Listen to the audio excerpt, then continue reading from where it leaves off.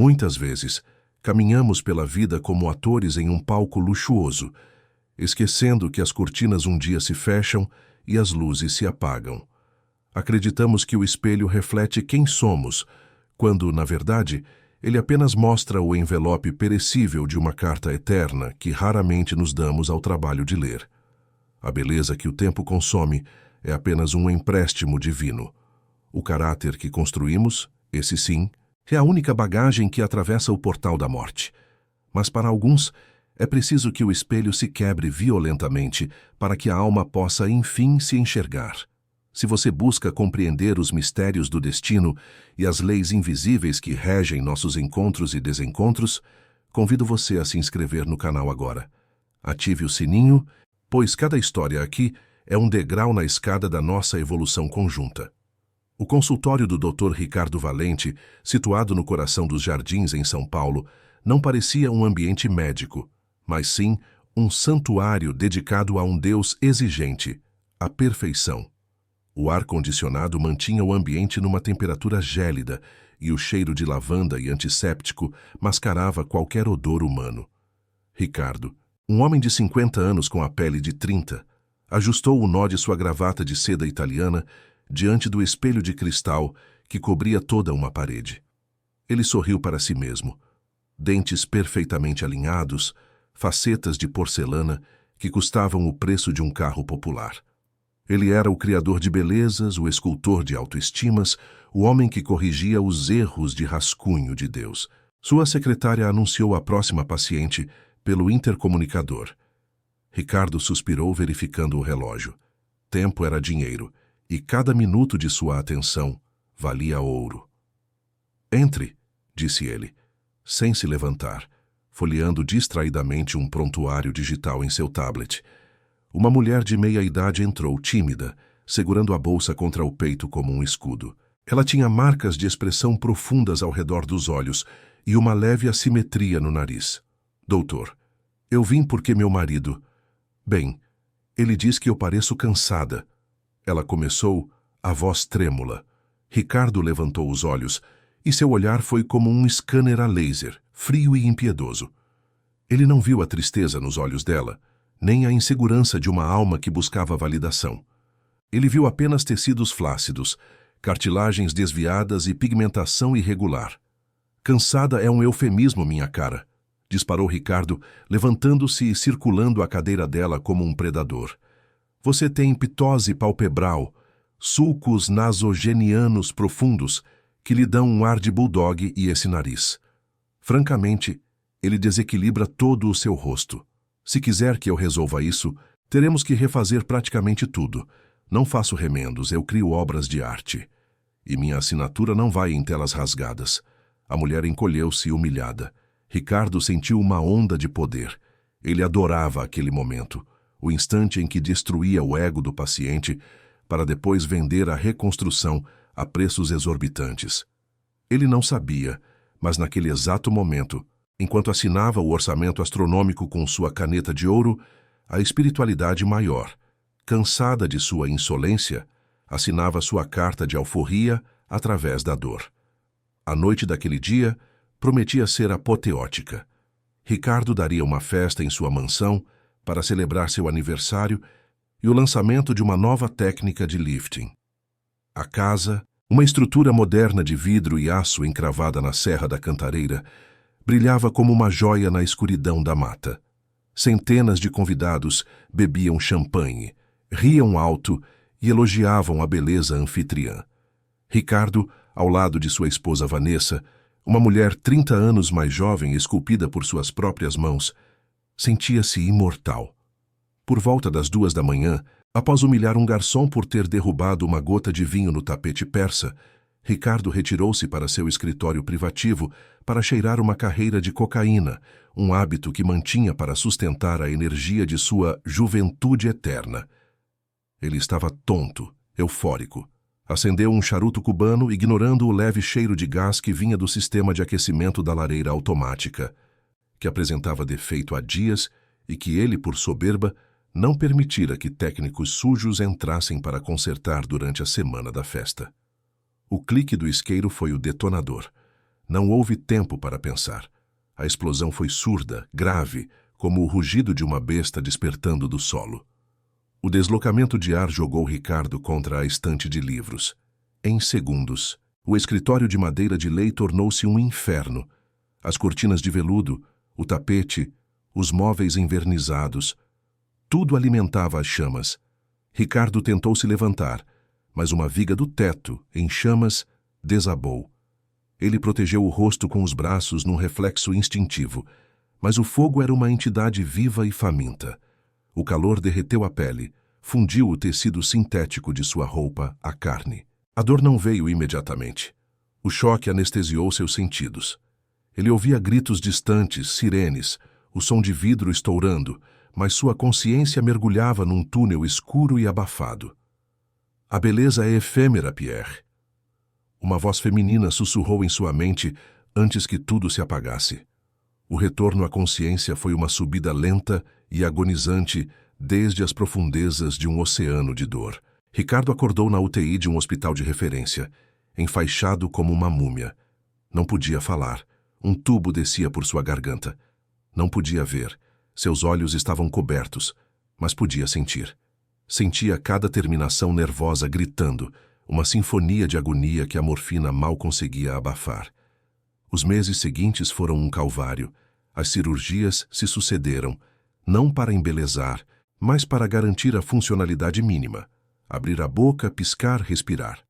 Quando finalmente as bandagens foram removidas e lhe deram um espelho, contra a recomendação dos psicólogos, Ricardo uivou. O som que saiu de sua garganta não era humano. Onde antes havia o rosto de um deus grego, agora havia uma máscara de tecido cicatricial, vermelha, repuxada, sem sobrancelhas, com lábios deformados e uma orelha reduzida a um toco de cartilagem. A esposa, Vanessa, visitou-o uma única vez. Ela parou na porta do quarto, pálida, e vomitou no corredor antes de ir embora para sempre, levando consigo as joias e o saldo das contas conjuntas. Os amigos desapareceram. Ricardo Valente estava morto para a sociedade. Restava apenas o monstro. Ele se mudou para uma antiga propriedade da família em Campos do Jordão, um lugar isolado, cercado por araucárias e neblina. A casa tornou-se seu mausoléu. Ricardo vivia na penumbra, quebrando qualquer superfície reflexiva que encontrasse. Seu humor era vitriólico. Enfermeiras eram contratadas e demitidas em questão de dias. Ninguém suportava sua amargura, seus gritos, sua ingratidão.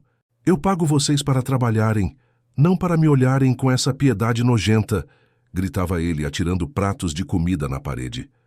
Foi numa tarde chuvosa de novembro, quando o vento uivava nas frestas das janelas, que a campainha tocou. A agência de cuidadores havia enviado a única pessoa disponível para um caso tão difícil. Ricardo estava sentado em sua poltrona de couro, de costas para a porta, olhando para o fogo na lareira, a única luz que tolerava. "Pode deixar a mala aí e ir embora. Você não vai durar 2 dias", disse ele sem se virar. "Boa tarde para o senhor também, Dr. Ricardo. Eu prefiro desfazer a mala. Gosto de desafios." A voz era calma, firme, com uma cadência musical que fez Ricardo franzir a testa, ou o que restava dela. Ele girou a poltrona lentamente, pronto para destilar seu veneno. Diante dele estava Estela, uma mulher de 40 e poucos anos, vestida com simplicidade, cabelos presos num coque severo. Mas o que prendeu o olhar de Ricardo não foi a roupa, e sim o rosto dela. Uma cicatriz grossa, antiga e branca cortava a face de Estela, descendo da têmpora esquerda, passando perigosamente perto do olho e terminando no queixo. Ricardo sentiu um misto de repulsa e fascínio. "Vejo que mandaram alguém." "Compatível." Ele zombou, apontando para o rosto dela com sua mão enluvada, pois também as mãos haviam sido queimadas. "Somos o circo dos horrores, não é?" Estela não recuou. Seus olhos castanhos, profundos e líquidos, sustentaram o olhar dele com uma compaixão que queimava mais que o fogo. "A dor nos torna compatíveis, doutor. Não as cicatrizes. As cicatrizes são apenas a prova de que a ferida fechou. O problema é quando a ferida continua aberta na alma. Ela caminhou até ele e, com uma naturalidade desconcertante, ajeitou a manta que cobria as pernas dele. Ricardo sentiu um choque elétrico ao toque dela. Um déjà-vu violento o atingiu. O cheiro dela. Não era perfume. Era cheiro de alfazema e tinta a óleo. Tinta. Por que tinta? A rotina com Stella era diferente. Ela não se intimidava com os gritos dele. Quando ele a insultava, ela silenciava e continuava o trabalho. Ela trocava seus curativos com uma delicadeza técnica que ele, como médico, era obrigado a respeitar. E nos momentos de calmaria, ela lia. Não lia revistas de fofoca ou jornais de economia, mas livros que falavam da imortalidade da alma, de reencarnação, de justiça divina. "Por que você lê essas bobagens para mim?" resmungou Ricardo certa noite, enquanto a chuva batia no telhado. "Eu sou um homem da ciência. Carne é carne, pó é pó. Eu estou apodrecendo em vida e você vem me falar de luz. A ciência explica como o fogo queima a pele, doutor, mas só a espiritualidade explica por que foi o seu escritório a explodir e não o do vizinho. Só ela explica por que o senhor sobreviveu para estar aqui, agora, ouvindo uma enfermeira com cara cortada falar sobre o amor de Deus."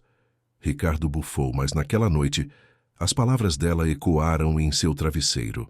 Ele adormeceu e mergulhou num sonho vívido, mais real que a própria realidade. Ele estava em Paris, século XVIII. O cheiro de esgoto e perfume barato impregnava as ruas. Ele se via num ateliê luxuoso, segurando pincéis. Ele era Pierre, um retratista da aristocracia. À sua frente posava uma jovem belíssima de pele de porcelana. Era Sophie. Ele a amava, mas amava mais a beleza dela. O sonho avançou como um filme acelerado. A praga da varíola atingiu a cidade. Sophie adoeceu. Quando ela sobreviveu e veio procurá-lo, seu rosto estava marcado pelas pústulas, a pele craterada. No sonho, Ricardo sentiu a repulsa de Pierre. Ele a expulsou do ateliê aos gritos. "Vá embora, você ofende minha visão. Minha musa morreu. Você é apenas um cadáver feio que esqueceu de deitar na cova", gritava ele. Sophie chorava implorando por um abraço, por consolo, mas ele a empurrou para a rua fria e chuvosa. Dias depois, no sonho, ele recebia a notícia de que o corpo dela fora encontrado no rio Sena. O remorso que ele sentiu no sonho era tão físico que Ricardo acordou gritando, o peito arfando, as lágrimas ácidas escorrendo por sua face deformada. A porta do quarto se abriu. Stella entrou correndo, acendendo o abajur. "Calma, estou aqui. Foi um pesadelo?" Ela segurou as mãos dele. Ricardo olhou para ela ainda trêmulo, e a luz amarela do abajur iluminou a cicatriz no rosto de Stella. A compreensão desceu sobre ele como uma bigorna. "Sophie", ele sussurrou, a voz quebrada. Stella parou. Seus olhos se encheram de lágrimas, mas ela não pareceu surpresa. "Sophie ficou no passado, Ricardo.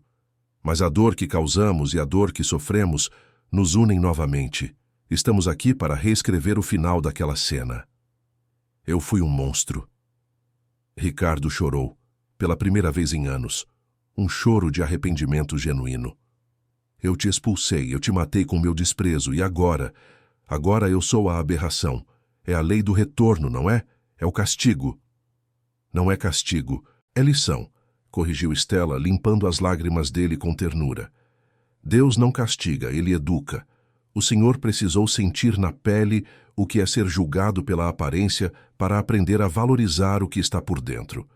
Eu estou aqui para te ajudar a ver, Ricardo, a ver de verdade."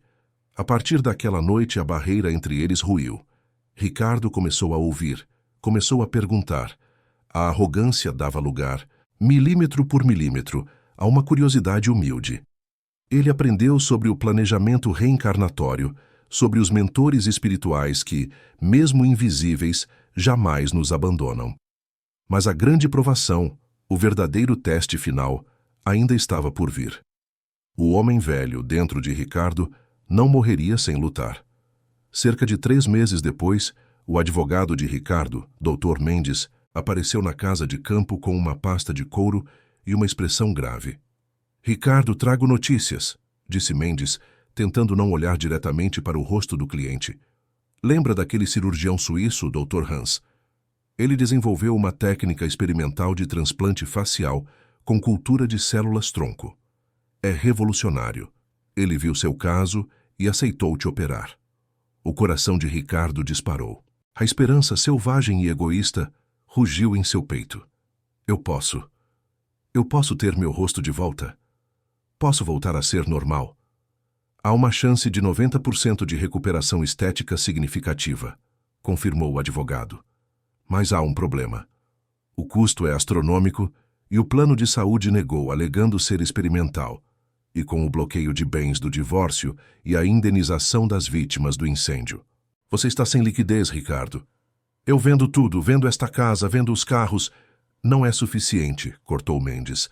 A única coisa que você tem de valor real e imediato, que pode ser liquidada em dinheiro vivo agora, é aquele terreno na Zona Leste, aquele quarteirão inteiro que sua família comprou há décadas. Ricardo paralisou. O terreno do Lar da Esperança? Exatamente. O contrato de comodato venceu mês passado. Você pode despejá-los e vender para a construtora que quer fazer um shopping lá. A oferta já está na mesa. É pegar ou largar. O dinheiro cai na conta em 48 horas e você vai para a Suíça.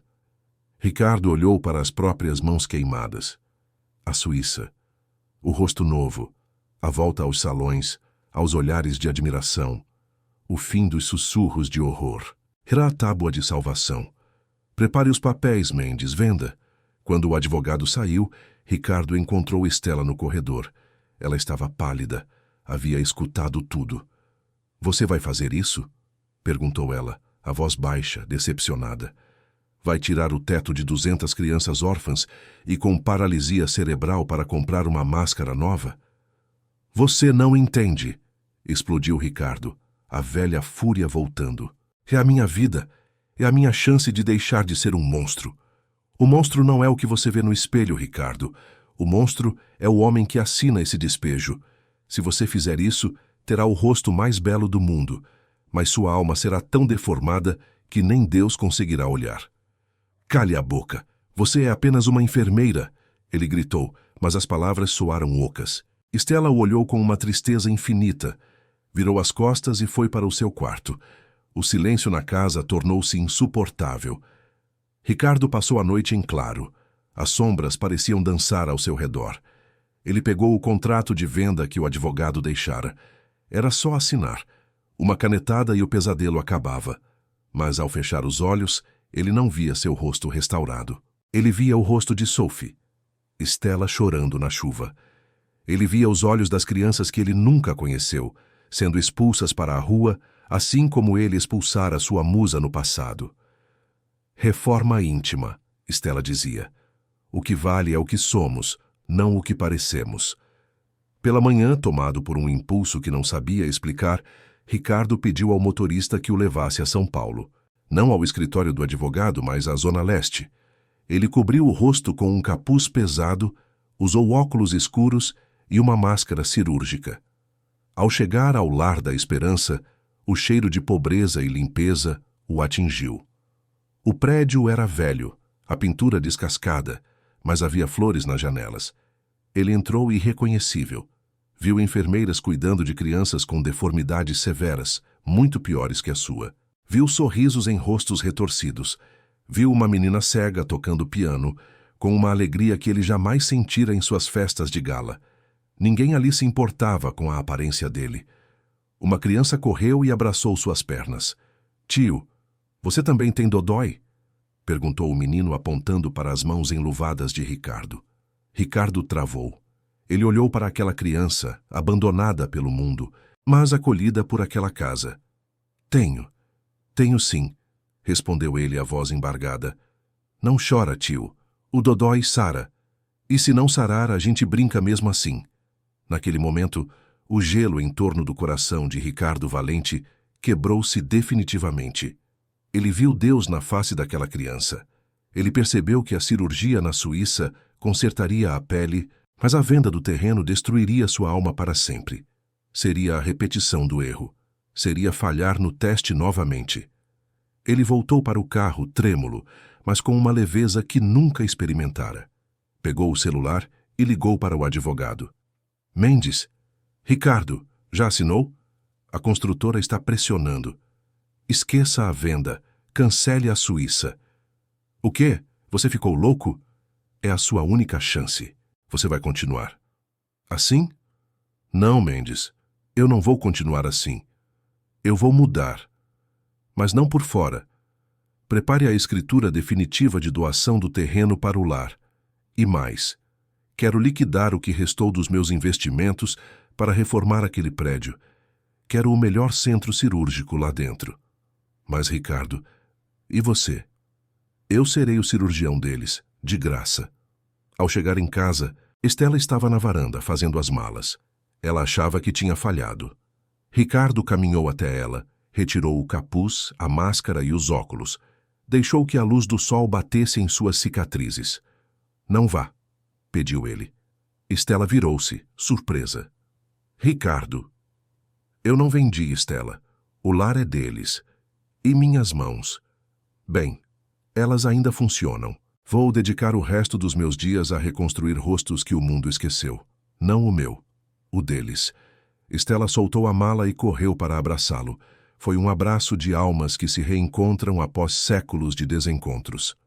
Você passou, Ricardo. Ela sussurrou no ouvido dele. Você passou no teste. Os anos seguintes foram os mais felizes da vida de Ricardo. Ele nunca recuperou sua beleza antiga, mas ganhou algo muito maior: o respeito e o amor genuíno de centenas de pessoas. Ele e Estela casaram-se numa cerimônia simples no jardim do orfanato. Ele, o doutor monstro, como alguns maldosos ainda o chamavam, tornou-se o anjo guardião daquele lugar. Certa vez, já idoso, um jornalista perguntou a ele se ele sentia falta de ser bonito. Ricardo sorriu, e naquele sorriso torto havia mais luz do que em todos os outdoors de sua juventude. Meu jovem, eu passei 50 anos olhando para espelhos e vendo o vazio. Hoje, olho para essas crianças, olho para minha esposa, e vejo a eternidade. A aparência é apenas a capa do livro. Eu finalmente aprendi a ler a história. E assim, Ricardo e Estela cumpriram sua missão, provando que o amor é a única plástica capaz de corrigir as imperfeições da alma, e que a verdadeira beleza é aquela que, mesmo de olhos fechados, conseguimos sentir. Espero que essa história tenha tocado seu coração. Deixe seu nome e sua cidade nos comentários. No próximo vídeo, quero enviar vibrações de luz diretamente para você.